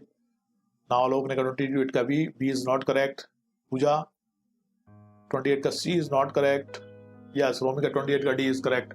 Ram बरन प्रसाद बनाम राम मोहित हजरा का जो बात है ये सेक्शन 40 पे आधारित है ना। बाकी के सारे सेक्शन 53 ए से संबंधित, भाग्य पालन मतलब पार्ट परफॉर्मेंस से संबंधित हैं। 28 का डी इज करेक्ट आंसर। 29 संपत्ति अंतरण अधिनियम की धारा 53 ए में दिया गया भाग्य पालन का सिद्धांत एक कानूनी अधिकार है, एक सामयिक अधिकार है, बचाव में उपलब्ध है। कूट 1, 3, 2, 1, 2, 2, 3 सही है। बताइए कौन सा सही है? 29 यह आया था उत्तरांचल से 2002 सॉरी 12 नहीं, उत्तराखंड पीसीए जूनियर प्रीलिम 2008। और डी इज करेक्ट। भूमिका ने कहा D is correct. D is not correct. A is correct. भूमिका ए इज करेक्ट। 1 एवं 3 एक कानूनी अधिकार है, एक बचाव में उपलब्ध होता है। मियां पीर बख्श के बाद में प्रीवी काउंसिल और मानक लाल मनसुख भाई बनाम होरमस जी जमशेद जी 1950 के बाद में उच्चतम न्यायालय ने कहा कि धारा 53A में भाग्य पालन के जिस सिद्धांत का प्रावधान किया गया है वह संविधि की उपज है, ना कि साम्या की। सेक्शन 53 का प्रतिवादी अंतर्ती के लिए किसी सत्व का सृजन नहीं करती, अपितु उसे अपने कब्जे को बचाने के लिए अधिकार प्रदान करती है, इसलिए उनका बचाव उपलब्ध करती है। कानून अधिकार है, नॉट अ साम्यिक अधिकार। ठीक है, तो क्या हो गया? 29 का ए इज करेक्ट। 1 एवं 3। क्वेश्चन नंबर 30 आता है संपत्ति अंतरण अधिनियम 1882 के अंतर्गत भाग्य पालन का सिद्धांत लागू नहीं होता है। मौखिक संविदाओं पर खड़ी इमारती लकड़ी पर यह संविदा की विषय वस्तु घास है, उपरोक्त में से सभी बताइए जल्दी से किस पे? Give the right answer, time starts now. Section 30, question number 30, Uttarakhand PCS junior film 2008। भागिक पालन का सिद्धांत लागू नहीं होता है मौखिक संविदाओं पर, खड़ी इमरती लकड़ी पर, यदि संविदा की विषय वस्तु घास है, और उपरोक्त सभी में से। बताइए आपने आंसर क्या दिया है? 30 का डी देती हैं रोमिका और Bharat. Okay, D is correct answer. Okay, 30 all. Yes yes yes, D is correct. उपरोक्त में से ये सभी, डी इज करेक्ट आंसर। संपत्ति अंतरण अधिनियम 1882 की धारा 53A के अनुसार भागी पालन के सिद्धांत स्थावर संपत्ति को प्रतिफलार्थ अंतरित करने के लिए अपने द्वारा अपनी ओर से हस्ताक्षर लेखबद्ध संविदा है। अतः भागी पालन के सिद्धांत मौखिक संविदाओं पर तथा खड़ी इमरती लकड़ी एवं संविदा की विषय वस्तु घास पर लागू नहीं होता है, क्योंकि घास एवं कुछ दशाओं में खड़ी इमरती लकड़ी चल संपत्ति है, जबकि भागी पालन के सिद्धांत की विषय वस्तु अचल संपत्ति है। हाँ, क्वेश्चन नंबर 31, भागी पालन के सिद्धांत कौन अग्र निर्णय है? शांताबाई बनाम महाराज राज, शांता देवी बनाम राज कांता राय, मोहम्मद मूसा बनाम अघोर कुमार गांगुली, कपूर बनाम कपूर। बताइए। मध्य प्रदेश एपीओ फिल्म 2009 कौन सा वाद है जो भागिक पालन सिद्धांत पर आधारित है?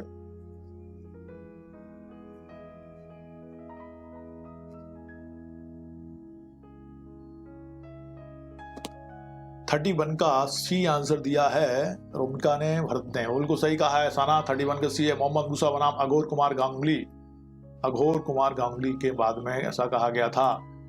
क्या कहा गया था? उन्होंने कहा था कि भागी पालन के सिद्धांत पर अग्रणी संबंध है। इसमें भागी पालन की अनिश्चितता को दूर किया गया था। भागी पालन की अनिश्चितता को दूर किया गया था।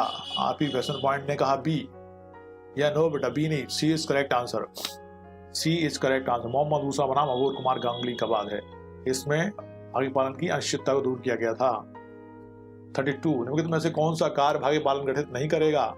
आधिपत्य का परिधान, अनुबंध के अनुपालन में किया गया कार्य, कोई ऐसा असंदिग्ध कार्य जो अभिगत से अन्य संविदा संदर्भित किए जाने योग्य न हो, और कार्य जो अनुबंध के परिचायक हो और पूर्ववर्ती हो। बताइए। 32 ये आया था आपका छत्तीसगढ़ सिविल 2003 में।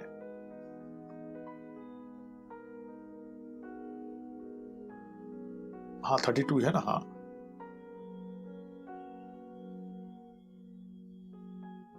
कौन सा कार्य भाग्य पालन गठित नहीं करेगा?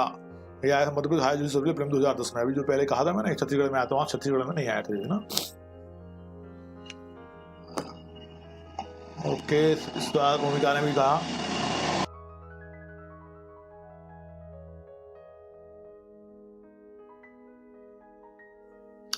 सी इज करेक्ट आंसर। सबने लगभग सी आंसर दिया है। 32 का भरत दे रहे हैं, आलोक और Romika, Pooja. Everybody is correct. कोई ऐसा असंदिग्ध कार्य जो अभिगत से अन्य संविदा से संदर्भित की जाने योग्य ना हो। ठीक है, भगवान ठीक है। Question number 33, the doctrine of part performance can not defeat the right of a transferee for value, gratuitous transferee, gratuitous transferee for value if he has notice of the contract or of his part performance, transferee for value and without notice of the previous contract or of its part performance. The right answer, time starts now। 33 का answer देना है। मतलब ये आपके उत्तर प्रदेश अतिरिक्त जिला एवं सत्र न्यायाधीश फिल्म 2016 में पूछा गया था। भाग्य पालन के सिद्धांत धारा 53 का में ऐसे अंतर्ती के अधिकार को विफल नहीं करता है जो प्रतिफलार्थ हो तथा जिसे पूर्ववर्ती संविदा की या उसके भाग्य पालन की सूचना ना हो। Transferee for value and without notice of a previous contract और of its part performance. Yes, Romika ने कहा 33 का डी, और डी इज करेक्ट आंसर। 33 का सी नहीं, Alok. D answer is correct. Transferee for value and without notice of previous contract और of its part performance. अधिकार विफल नहीं करता है जो प्रतिफलार्थ हो एक तो, तथा जिसे पूर्ववर्ती संविदा की या उसके भाग्य पालन की सूचना ना हो। 33 का डी दे दिया है सबने लगभग। भरत 33 का डी है बेटा, डी। ओके, हरदेव ने भी कहा 33 का डी। 34, भागिक पालनकर्ता को अपने कब्जे की सुरक्षा का हक प्राप्त है। भागिक पालनकर्ता को अपने कब्जे की सुरक्षा का हक प्राप्त है। गलत। पूर्ण प्रतिफल प्राप्त प्रदान करने पर हक प्राप्त होगा। सही। कब्जा सौंपना आवश्यक नहीं होता है। भागिक पालनकर्ता को अपने कब्जे की सुरक्षा का हक प्राप्त है। 34 छत्तीसगढ़ सिविल 2003 में आया है। 34 का आंसर दीजिए फास्ट।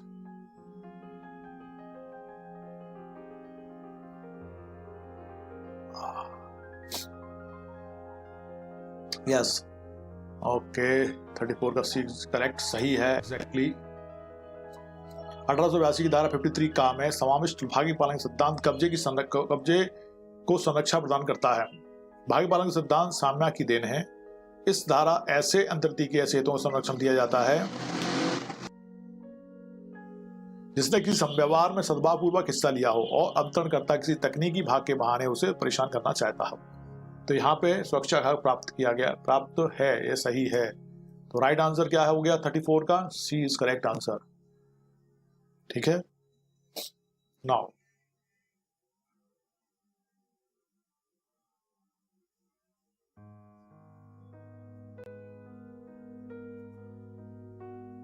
क्वेश्चन स्टार्ट हो रहे हैं आपके विक्रय के ऊपर, सेल के ऊपर क्वेश्चन स्टार्ट हो रहे हैं, है ना। अभी जो चल रहे थे वो क्वेश्चन थे आपके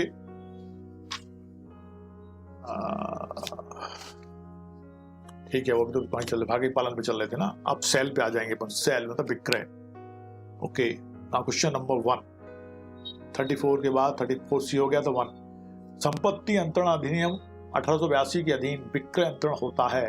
विनिष्ट अचल संपत्ति में हित का, अचल संपत्ति के उपभोग के अधिकार का, स्वामित्व का उपरोक्त में से कोई नहीं। क्योंकि right answer time starts now. UP civil 2016 में क्वेश्चन पूछा गया था। संपत्ति अंतरण अधिनियम 1882 के अधीन विक्रय अंतरण होता है। विक्रय में अंतरण किसका होता है? वर्तने का फर्स्ट का सी, सानाने का फर्स्ट का सी, नारोमी फर्स्ट का ए और फर्स्ट का सी इज करेक्ट आंसर। गलत, इट्स करेक्ट। स्वामित्व का होता है। संपत्ति 1882 के विक्रय में अंतरण होता है। भाई विक्रय कर रहे हैं तो अंतरण किसका होगा? स्वामित्व का तो होगा ना, स्वामित्व का हो रहा है।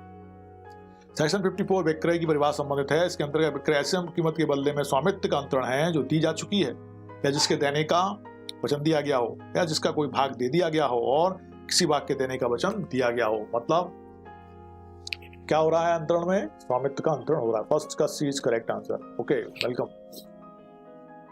Now question number 2। संपत्ति अंतरण की धारा 54 के अनुसार अचल संपत्ति का विक्रय संविदा है। 54 के अनुसार अचल संपत्ति का विक्रय संविदा है जो संपत्ति में कोई हित सृष्ट करती है, संपत्ति में कोई भार सृष्ट करती है, संपत्ति में स्वामित्व प्रदान करती है। एक संविदा जिसमें संपत्ति का विक्रय पक्षकारों को भी तथा वही निबंधन पर होगा। Right answer section. ये आया था आपका मध्य प्रदेश सिविल 2013 में। अब इसका आंसर सही आएगा आई थिंक। सब इसका सही आंसर देंगे। हरदेव शर्मा ने अभी कहा सी, फर्स्ट का सी कहा था ना हरदेव, ठीक है। Now question number 2। Question number 2 का आंसर दीजिए फटाफट। 2 का सी कहा पूजा ने, बिल्कुल सही कहा पूजा। सी, हाँ 2 का सी कहा ना, सत्य प्रदान करती है। 2 का सी क्यों होगा बेटा? संविदा संपत्ति का विक्रय पक्षकारों के बीच हुए निबंधनों पर होगा। क्वेश्चन नंबर 2 का आंसर देना है अपन को। क्वेश्चन नंबर 2 अचल संपत्ति का विक्रय संविदा है जो एक संविदा जिसमें संपत्ति का विक्रय पक्षकारों के बीच तथा हुए निबंधनों पर होगा। ठीक है, तो D is correct answer, not C. C is correct, D is correct answer. इसके संबंध में एक मिनट प्रावधान सुनो। संपत्ति अंतरण अधिनियम की धारा 54 में विक्रय करने का तरीका तथा विक्रय संविदा के बारे में बताया गया है। सेक्शन 54 के अनुसार विक्रय संविदा वह संविदा है कि संस्थावर संपत्ति का विक्रय पक्षकारों के बीच तय हुए निबंधनों शर्तों पर होगा। विक्रय संविदा संपत्ति पर स्वतः कोई स्वत भार या हित सृष्ट नहीं करती है। तो आंसर क्या हो गया? D. D is correct answer. D is correct answer. Okay, सबने दिया। रोमिका 2D, हरदेव ने कहा 2 का सी, 2 का डी हरदेव, आलोक ने 2 का डी कहा, साना ने भी 2 का डी कहा। D is correct answer. Now question number 3। विक्रय ऐसी कीमत के बदले स्वामित्व का अंतरण है जो दी जा चुकी है, इसके देने का वचन दिया गया है, इसका कोई भाग दे दिया गया है या कोई भाग देने का वचन दिया गया है। ऊपर सभी right answer. टामा stars now. Third Madhya Pradesh civil 2005। इस क्वेश्चन का आंसर मुझे लगता है सब सही देंगे। फिर थोड़ा सा पानी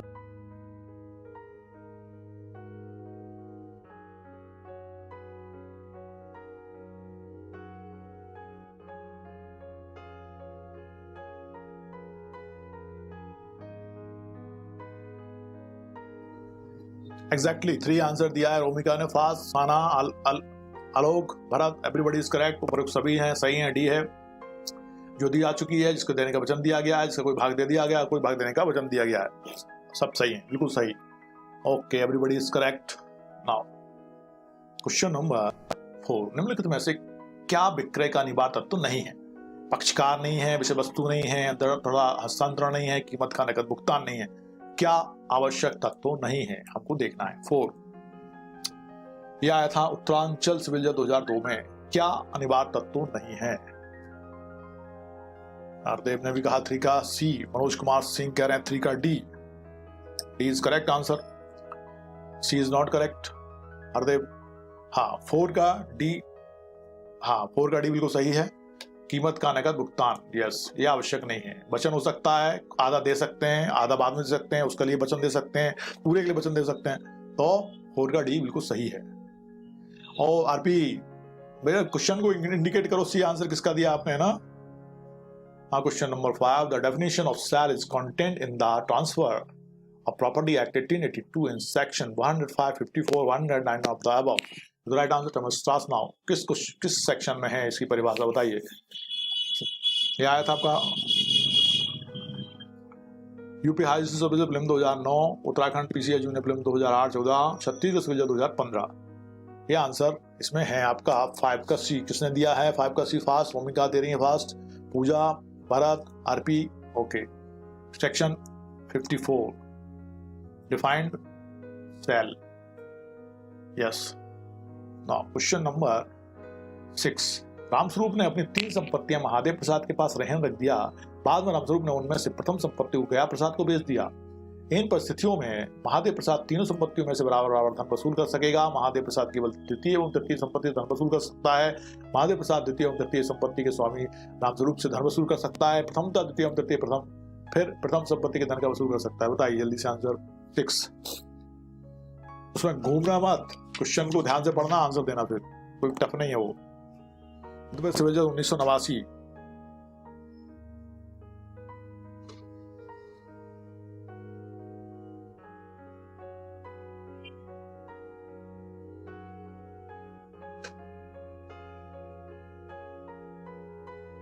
सिक्स का डी आंसर दे रही हैं रोमिका।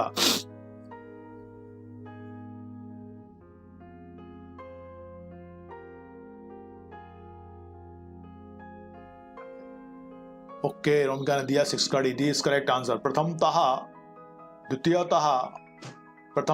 एवं तृतीय, फिर प्रथम संपत्ति से धन वसूल कर सकता है। बिल्कुल सही कहा आपने। पहले वो द्वितीय और तृतीय संपत्ति से धन वसूलेगा और फिर भी बचा रह जाता है तो प्रथम संपत्ति से धन वसूल कर सकता है। बिल्कुल सही कहा। 6 का D is correct answer.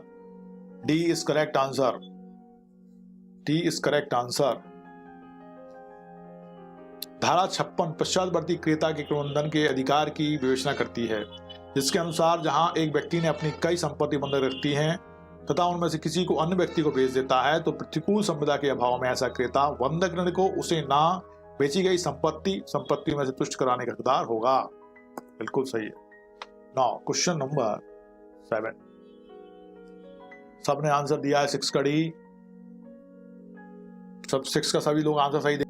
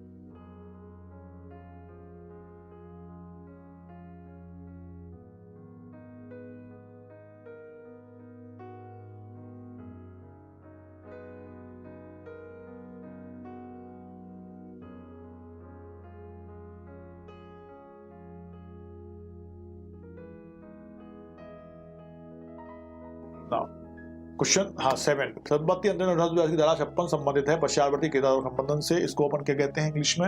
Marshalling bye substituent purchaser, है ना। और अभी साना ने आंसर दिया था 4 का दिया है कि साना के 7 का दिया है। 4 लिखा है वहां पे, 4 का बी, 4 का डी था। ओके ओके ओके, आप आ रही है भाई, अब तो आ रही है। वो मैंने बंद कर दिया था मोटरसाइकिल की आवाज के चक्कर में, अब सबको आ रही होगी, भूल जाता हूं फिर मैं। 7 का ए। Now question number 8। संपत्ति अंतरण अधिनियम में क्रेता विक्रेता के अधिकारों को दिया गया है। संपत्ति अंतरण अधिनियम में क्रेता विक्रेता के अधिकारों को दिया गया है क्या? धारा 60 से 64 में, 78 से 80 में, 67 से 77 में, 55 में। बताइए कौन से सेक्शन में दिया गया है क्रेता विक्रेता के अधिकारों को? छत्तीसगढ़ सुविधा 2014।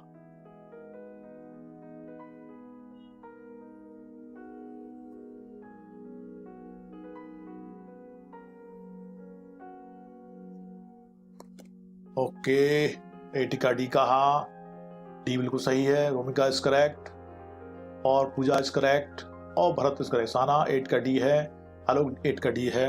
सेक्शन 55 क्लॉज 4 के अनुसार संपत्ति के अंतरण में विक्रेता संपत्ति के तब तक के भाटकों और लाभों का हकदार है जब तक कि उसका स्वामित्व क्रेता को संक्रांत न हो जाए। और संपत्ति अंतरण अधिनियम की धारा 55 में क्रेता तथा विक्रेता अधिकारों एवं दायित्वों का प्रावधान किया गया है। तो सही, Bharat Dubey. Yes. Now question number 9। निम्न कथनों में से कौन सा कथन सही नहीं है? हमको बताना है। एक सही नहीं है, बाकी 3 सही होंगे। अचल संपत्ति का पट्टा उस संपत्ति का उपभोग करने के हक को अंतरित करता है। विक्रय स्वामित्व को अंतरित करता है। पट्टादाता पर कानून बंधन है कि पट्टा खरीदा कहने पर उससे संपत्ति का कब्जा मिले। विक्रय केवल पंजीकृत दस्तावेज द्वारा ही हो सकता है। बताइए कौन सा कथन सही नहीं है? हमको बताना रॉन्ग आंसर। ये आया था आपका मध्य प्रदेश विजय 1983 में। ओके, 8 का डी हो गया भैया आलोक। आगे चलो, अब 9 का आंसर देना है हमको। 9 का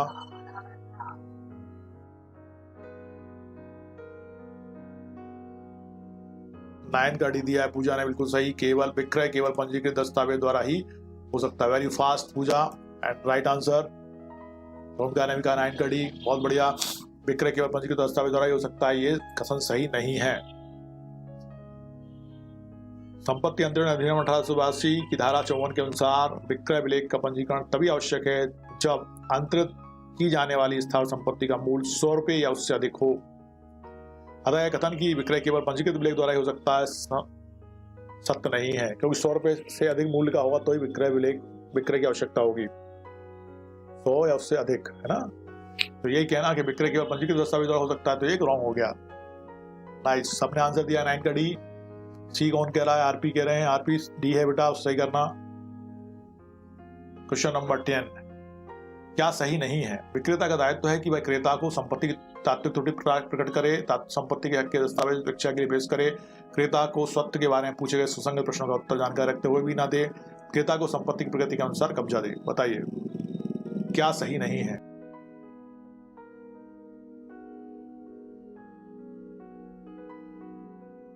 मध्य प्रदेश विजय 2007 में क्वेश्चन पूछा गया था।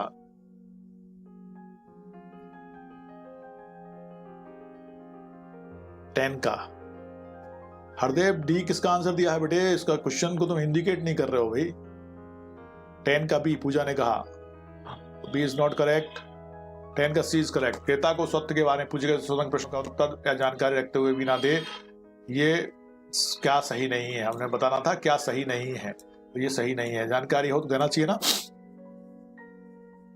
नाउ विक्रेता का दायित्व है नंबर 1 तात्विक त्रुटियों के प्रकटीकरण का कर्तव्य, सत्व संबंधी दस्तावेजों को परीक्षण के लिए उपलब्ध कराने का कर्तव्य, संपत्ति का उस पर हक के बारे में पूछे गए सुसंगत प्रश्नों का उत्तर पूरी जानकारी देने का कर्तव्य, कीमत की बाबत शोध रकम का संदाय या निविदा पर संपत्ति का उचित हस्तांतरण पत्र निश्चित करने का कर्तव्य, संपत्ति व हक संबंधी दस्तावेजों को सावधानी से रखने का कर्तव्य, और संपत्ति की प्रकृति के अनुसार कब्जा देने का कर्तव्य है। Now question number 11। संपत्ति के अंतरण में विक्रेता संपत्ति के भाटकों और लाभों का हकदार नहीं है। संपत्ति के तब तक के भाटकों और लाभों का हकदार है जब तक कि उसका स्वामित्व क्रेता को संक्रांत नहीं हो जाए। सदैव के लिए संपत्ति के भाटकों और लाभों का हकदार है, उपरोक्त में से कोई भी नहीं। संपत्ति अंतरण का विक्रेता। Give the right answer. Time start now. Madhya Pradesh विजय 2005।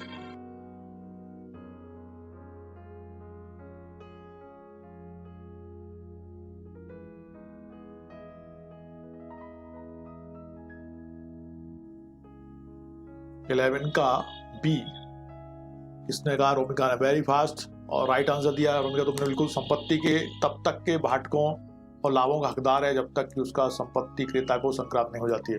एक बार संपत्ति क्रेता को संक्रांत हो जाएगी तो फिर वो हकदार नहीं होगा, इसलिए B is correct answer. Exactly. Alok, Pooja, everybody is correct. Now next question पे चलते हैं अपन।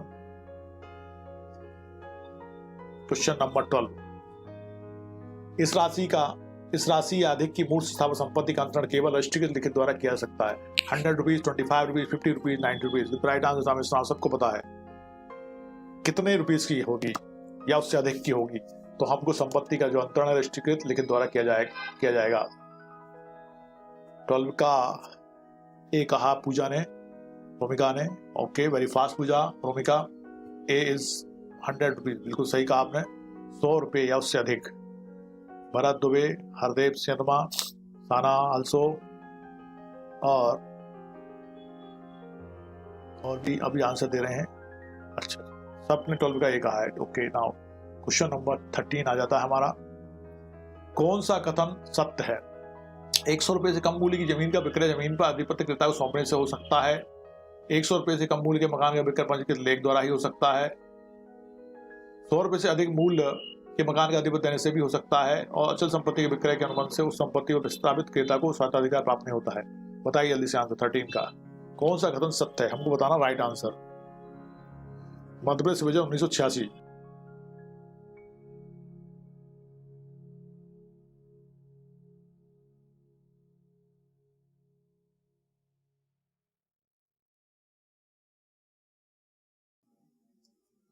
थर्टीन का ए कहा है हरदेव ने, और वेरी फास्ट हरदेव। और पूजा ने भी कहा बिल्कुल सही। दोवे ने भी कहा 13 का ए। 100 रुपये से कम मूल्य की जमीन का विक्रय जमीन पर अधिपत्य क्रेता को सौंपने से हो सकता है, क्योंकि ये 100 रुपये से कम की मूल्य की है तो उसको जमीन सौंपने से हो सकता है। बिल्कुल सही है। ए का answer, A is correct answer. Now question number 13 का ए रोमिका ने भी कहा है, भरत ने भी कहा, हरदेव ने भी कहा, पूजा ने भी, साना ने नहीं कहा कुछ भी अभी तक। अंतरण लिखित और मौखिक दोनों प्रकार से हो सकता है। निम्नांकित में से कौन सा अंतरण मौखिक भी किया जा सकता है? अचल संपत्ति का दान, अमूर्त अचल संपत्ति का विक्रय जिसका मूल्य 100 रुपए से अधिक है, वार्षिक किराए के पट्टों का आरक्षण, मूर्त अचल संपत्ति का विक्रय जिसका मूल्य 80 रुपए है। अब बताना है आपको कौन सा अंतरण मौखिक भी किया जा सकता है। 14 मध्य प्रदेश विभाजन 1989 1989 में क्वेश्चन पूछा गया था। 14 का डी आंसर दिया है रोमिका, नहीं दिया है बी, रोमिका नहीं, भरत ने दिया। भरत बिल्कुल सही क्या दिया, बिल्कुल परफेक्ट आंसर दिया डी। 14 का मूर्त अचल संपत्ति का विक्रय जिसका मूल्य 80 रुपए है, मतलब 100 रुपए से कम हो गया ना, तो वो उसका अंतरण मौखिक रूप से भी हो सकता है। बिल्कुल सही कहा आपने 14 का डी। 14 का D is correct answer. Puja, Alok, Hardev, Romika, everybody is correct. Now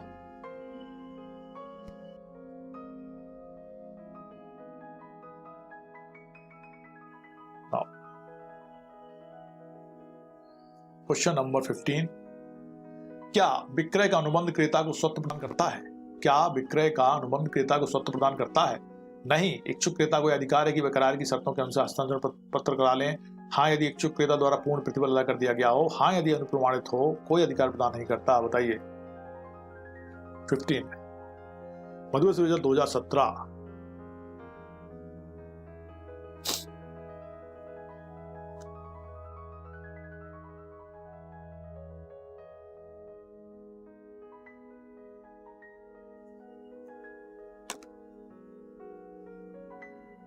fifteen का सी नहीं है, बी भी नहीं है। हाँ, हरदेव ने कहा 15 का ए इज करेक्ट आंसर। नहीं। क्या विक्रय अनुबंध क्रेता को स्वत्व प्रदान करता है? नहीं। इच्छुक क्रेता को यह अधिकार है कि वह करार कि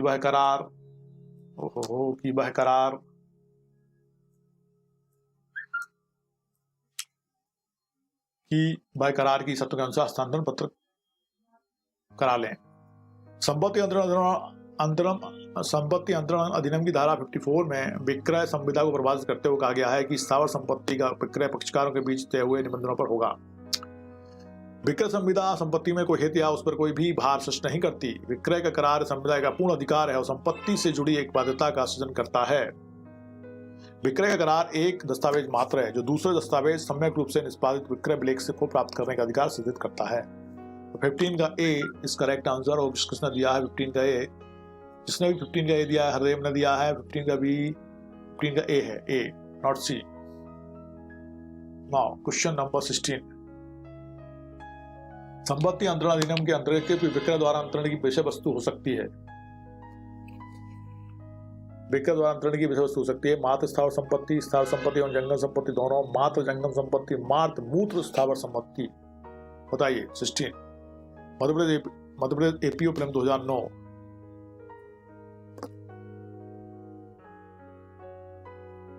सिक्सटीन का आंसर। टुडेज लास्ट क्वेश्चन लग रहा है मुझे।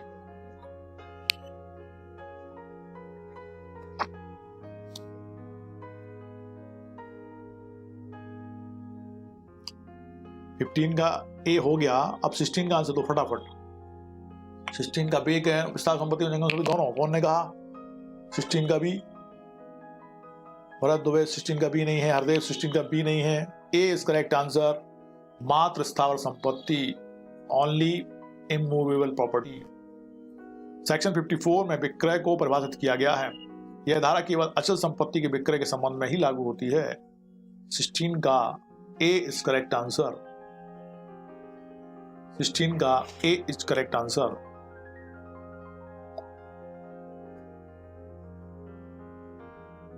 ओके, हरदेव ने बी कहा था।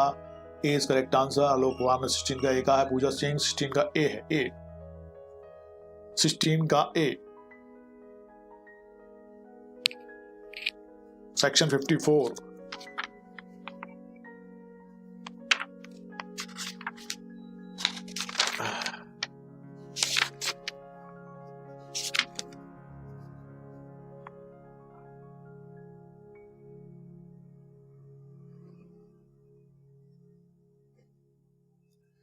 ऐसा अंतरण 100 रुपए और उससे अधिक के मूल्य की मूर्त स्थावर संपत्ति की दशा में या किसी उत्तर भोग या अन्य मूर्त वस्तु की दशा में केवल के द्वारा किया जा सकता है। ठीक है, तो किसका स्थावर संपत्ति की बात कर रहे हैं वो?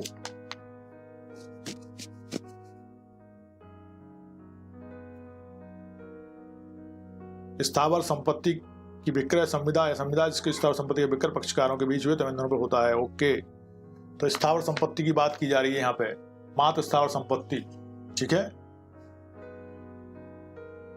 मात्र मूत्र स्थावर संपत्ति नहीं आएगा। क्यों नहीं आएगा? क्योंकि ये उसमें शामिल है, लेकिन मात्र स्थावर संपत्ति है। ठीक है, 16 का A is correct answer. Now question number 17 आ जाता है हमारा। ओके, अपन 17 को अब कल देखेंगे, है ना। आज अपना टाइम हो गया कंप्लीट, लेकिन 17 अब चूंकि आ गया तो देख ही लेते हैं इसको। संपत्ति का हस्तांतरण किस पर लागू नहीं होता है? संपत्ति का हस्तांतरण किस पर लागू नहीं होता है? चल संपत्ति के उपहार पर, विनिमय पे, पट्टा, लीज पर, वस्तुओं की बिक्री पर। बताइए जल्दी से answer. 17 Chhattisgarh civil 2016, Madhya Pradesh civil 1986। संपत्ति का हस्तांतरण किस पर लागू नहीं होता है? जल्दी से आंसर दो इसका। 17 का 17 का जल्दी से आंसर दो। 17 का बी दिया है। D is correct answer. वस्तुओं की बिक्री। संपत्ति का हस्तांतरण किस पर लागू नहीं होता है? वस्तुओं की बिक्री पर। संपत्ति अधिनियम के प्रावधान चल संपत्ति, मूवेबल प्रॉपर्टी के विक्रय पर लागू नहीं होते हैं। ठीक है, अपन अभी देखा था ना। संपत्ति अंतरण अधिनियम के प्रावधान चल संपत्ति, मूवेबल प्रॉपर्टी के विक्रय पर लागू नहीं होते हैं। इसके प्रावधान केवल अचल संपत्ति, इमूवेबल प्रॉपर्टी के विक्रय पर लागू होते हैं। ये तो क्वेश्चन था पिछला, क्वेश्चन नंबर 16 में हमने यही तो देखा था भाई, है ना। हमने देखा था संपत्ति अंतरण अधिनियम के अंतर्गत विक्रय अंतरण की वस्तु हो सकती है, तो अपन ने कहा था मात्र स्थावर संपत्ति, है ना। और फिर उसके बाद अगला क्वेश्चन आता है हमारा, और जो कहता है हमारा संपत्ति का हस्तांतरण किस पर लागू नहीं होता है? तो चल संपत्ति को भाग पे होता है, विनिमय पे होता है, पट्टे लीज पे होता है, लेकिन वस्तुओं के विक्रय पर लागू नहीं होता है संपत्ति का हस्तांतरण। ठीक है, नाउ 17 का डी इज करेक्ट आंसर। ठीक है, मिलते हैं कल क्वेश्चन नंबर 18 से, है ना। तब तक के लिए टेक रेस्ट, कीप डिस्टेंसिंग, अपना ध्यान रखो अपने स्वास्थ्य का और मन लगा के अध्ययन करो। Good night to all, take care.